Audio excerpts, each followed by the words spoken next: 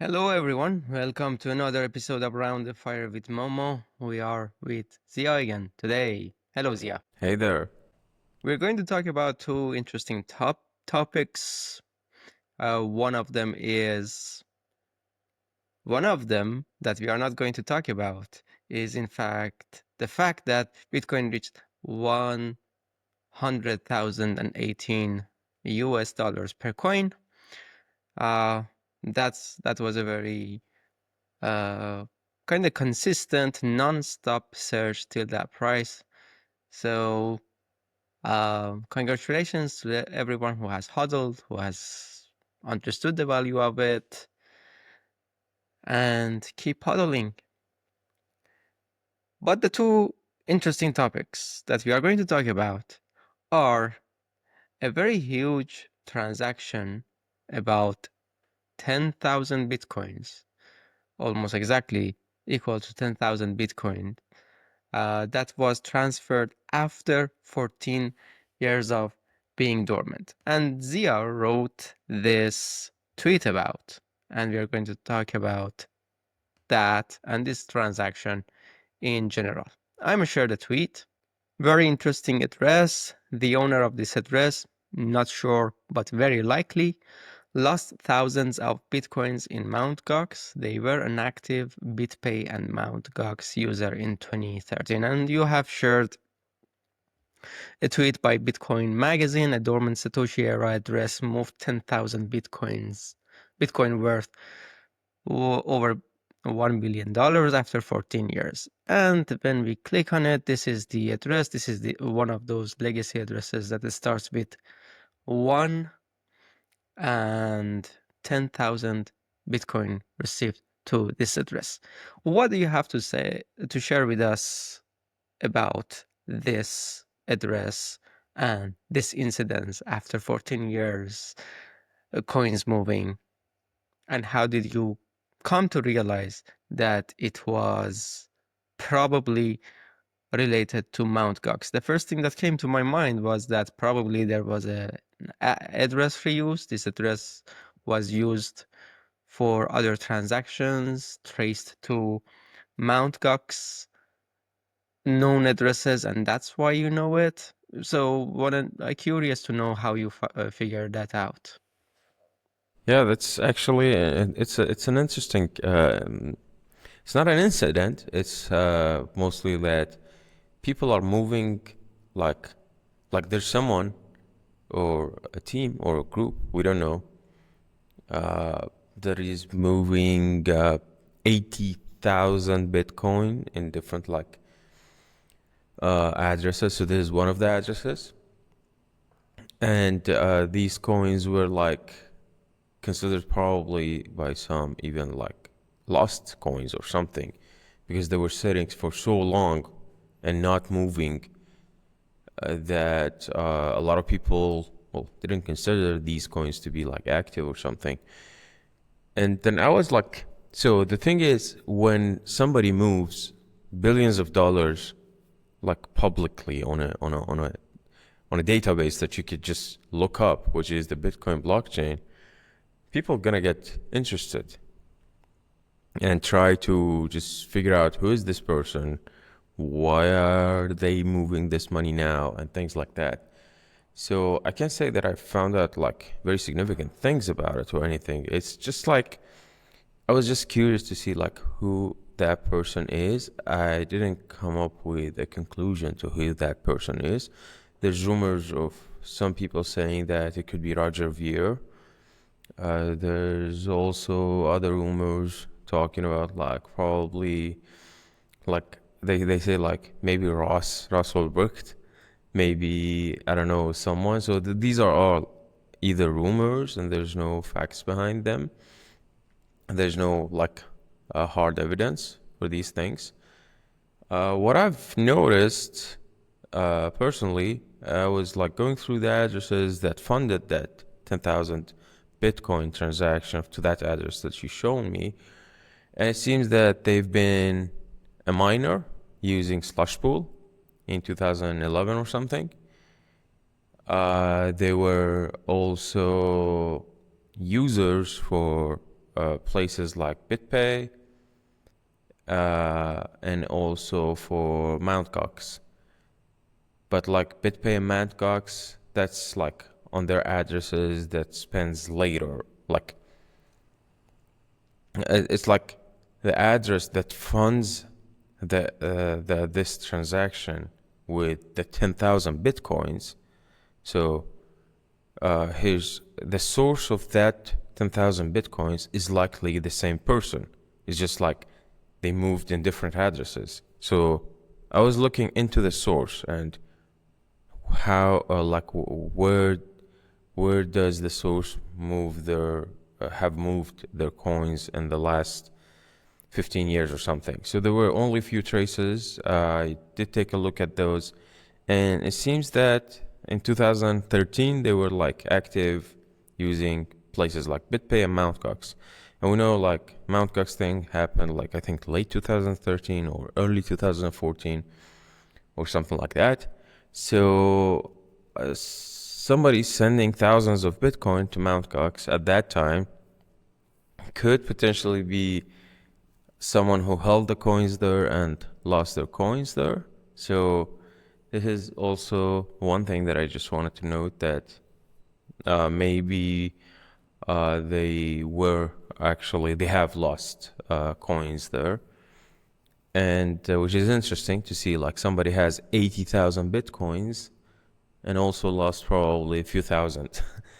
So that's one thing. And another thing is that if BitPay has like old historical data of their users, or of their of anyone who used their service at that time, they could probably look it up and see like who's this person, like, and see who is that team or person or company or anyone who's using who did transactions with them back in the days. So these were two interesting things that I've seen. It's not probably the most significant news, but the more significant thing is that there's someone who held 80,000 bitcoins for, well, like 15 years or something.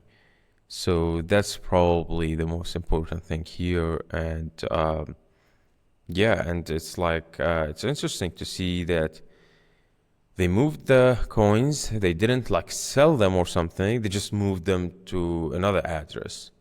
And it looks like they may probably needed to upgrade their security or change their wallet or upgrade to a different standard. Like for maybe at that time, at that time we didn't have like BIP39. We didn't have seed words. We had private keys on a wallet.tat, which was not that secure, which was kind of difficult to actually use. And they may have done this just to make their wallet much more secure than before, or they changed the way that they use the wallet, or maybe they got suspicious of the wallet, like secrets or actual private keys or something being exposed or something, or compromised.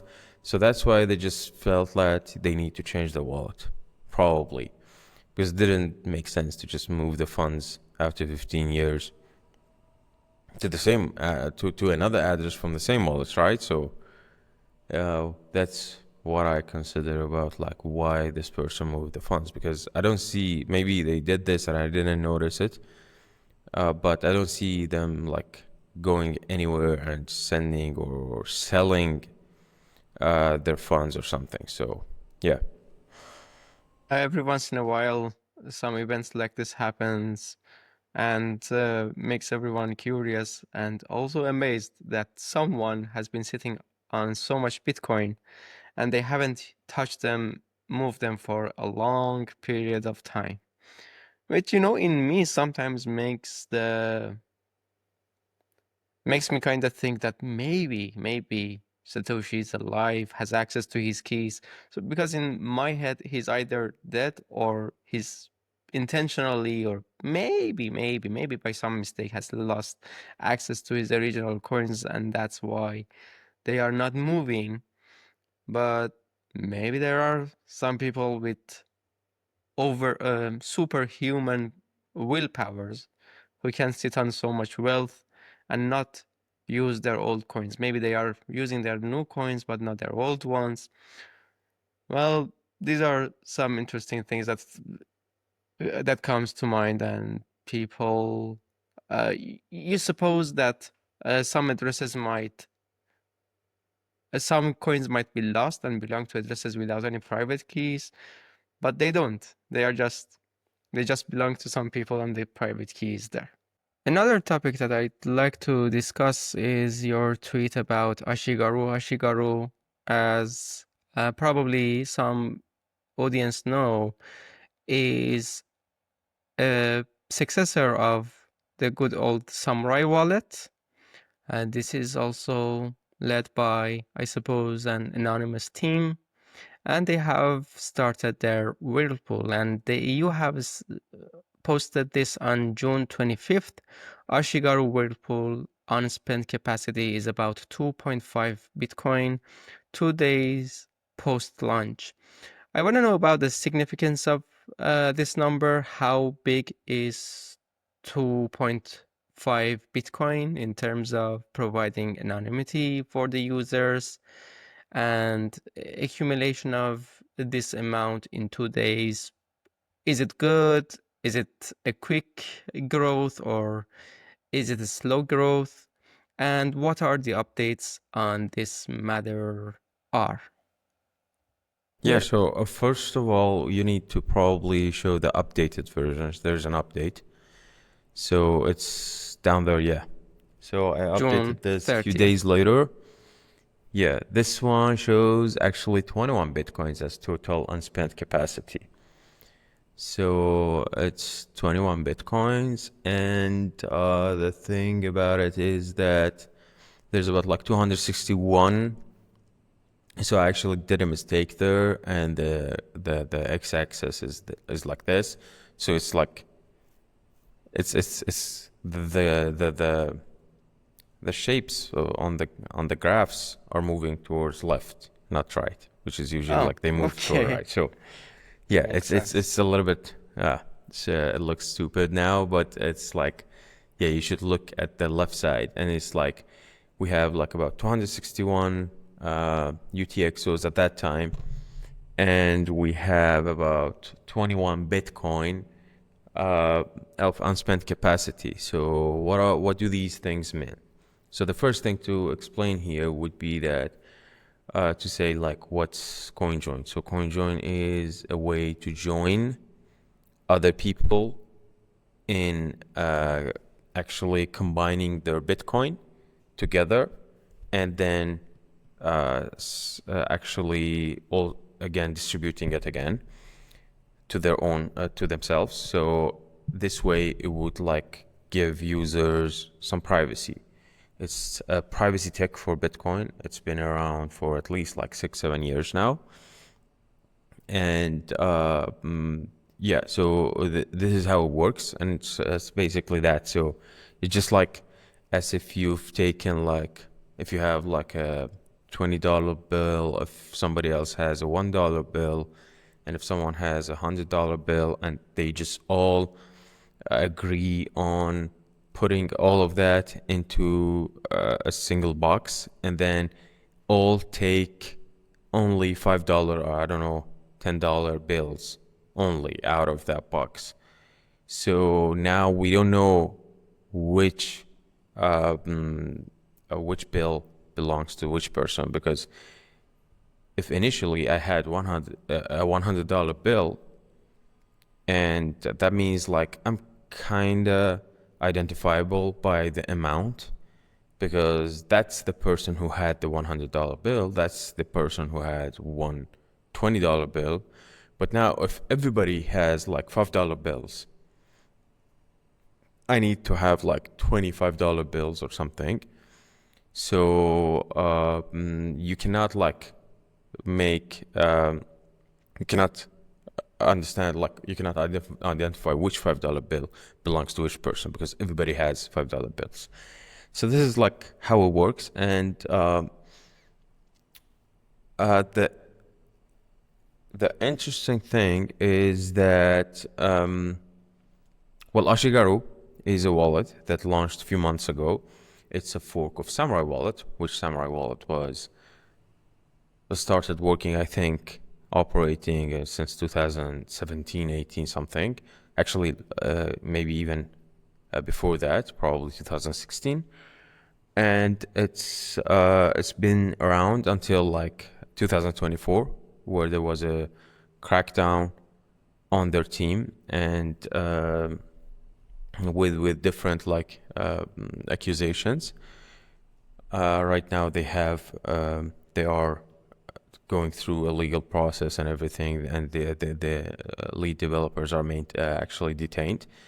So we hope that they get out, and please consider donating to their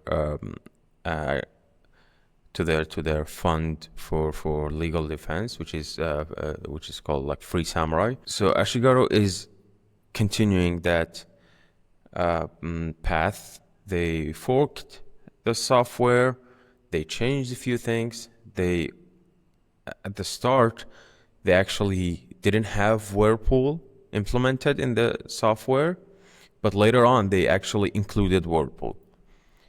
As time went by, they just added Whirlpool to it, and they just did this recently, a few weeks ago. And Whirlpool is the CoinJoin coordinator, or the CoinJoin tool inside the wallet that lets you participate and in coordinated transactions to just break down the amounts into equal amounts, so you get privacy. And they just started this, and I was interested to just see how much it is being used. It's just a few weeks now, but that's actually important, because we want to see like how big this thing is, how big could it get. Just check a few analytics and statistics about it and see what's going on with it. So that's why I actually wrote a few scripts, and I tried to check all blocks, like all recent blocks, for Whirlpool-like transactions, which is like most of the time is like 5 inputs and 5 outputs. And then I just checked if there's any transactions like this with specific amounts, which is like 0.025, 0.25, and I think there's even smaller ones which are not that active right now. So these are like mixing pools. These are the notes, the bills that I talked about as the CoinJoin example. So I started looking for such transactions, and I found the transactions, and I started like checking if these transactions, well, what happens to these transactions later. Here, like, we have something called unspent capacity. So unspent capacity basically means that, if I want to just give a very simple example and make it, so it's unspent capacity, and also called anonymity set. So anonymity set actually means that if you, let's say that you're chased by bad guys and you want to just vanish into a crowd, right?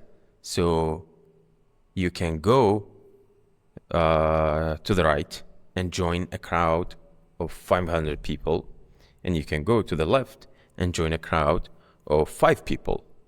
So which one of these two crowds would provide you more potential for vanishing into a crowd?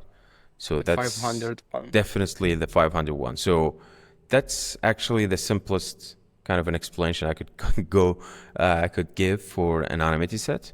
And so the more Bitcoin there is in Ashigaru's Whirlpool, means the more Bitcoins there are to vanish with them. And the more there are, the higher actually confidence in privacy you get. And Samurai in 2024 reached peak point of 10,000 bitcoins actually as the unspent capacity, which is the anonymity set provided for the user that uses the Whirlpool. Right now, Ashigaru is at 21, actually, as of 10 days ago.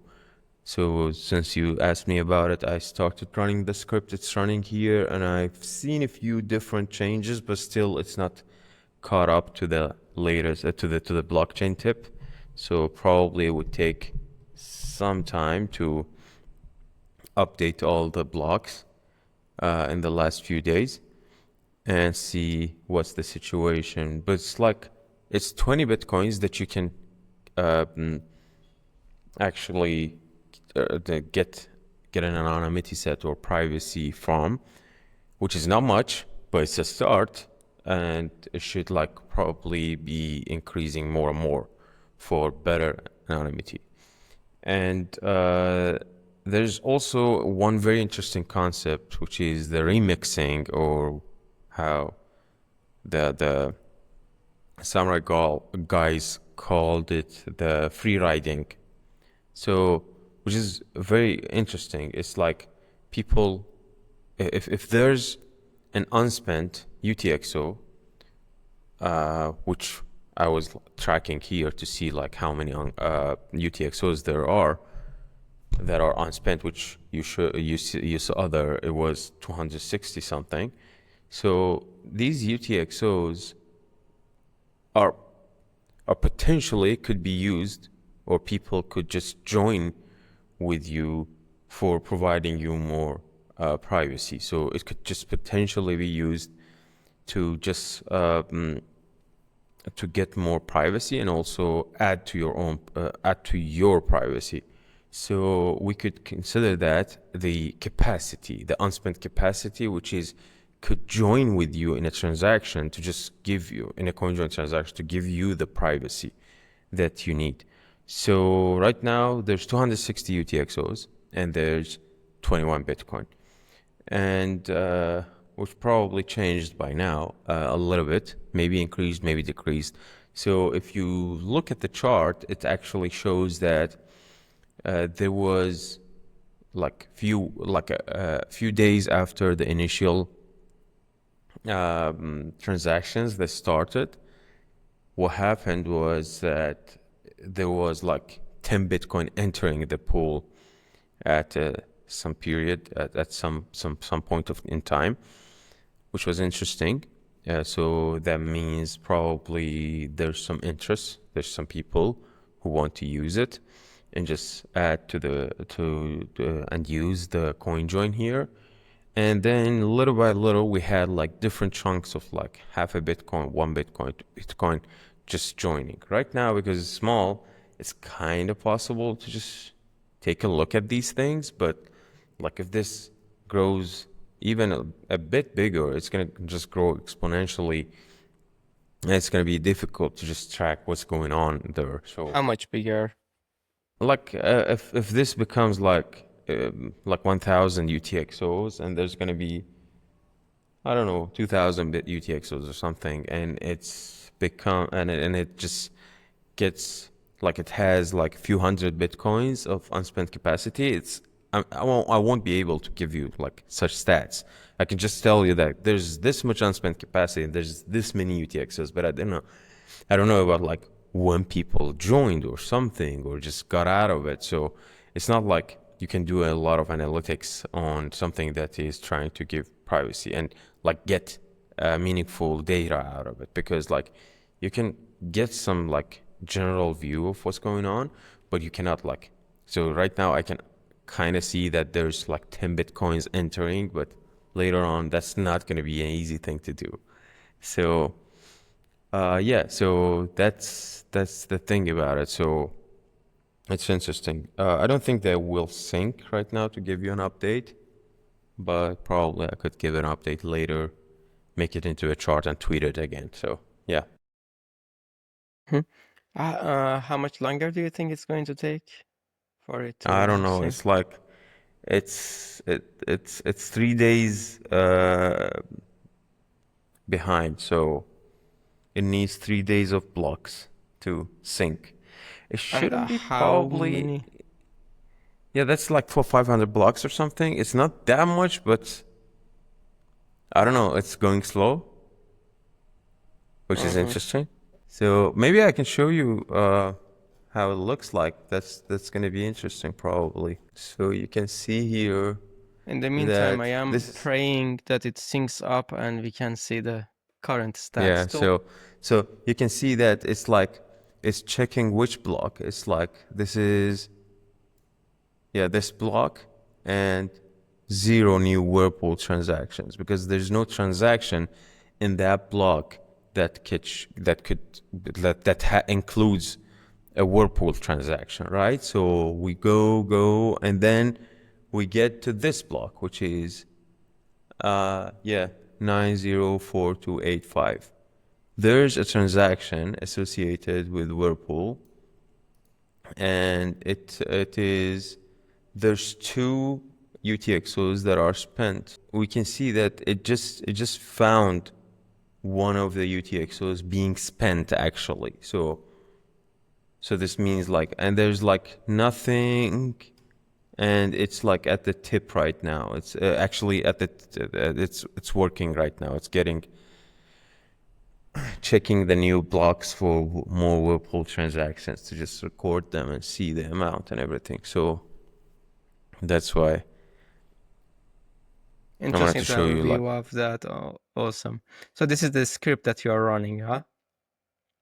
yeah, it's a Python script that I vibe coded into existence actually. Wow, that's amazing.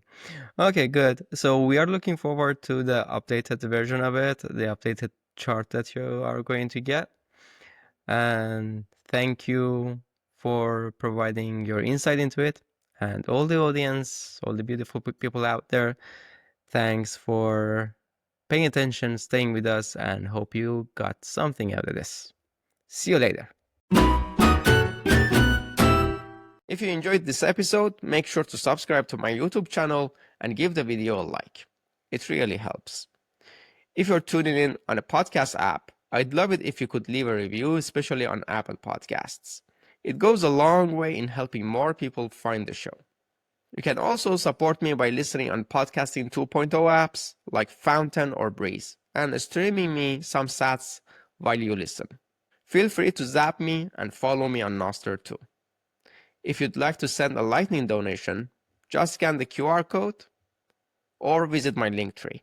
The link is in the description. You'll find more ways to support or follow my work there.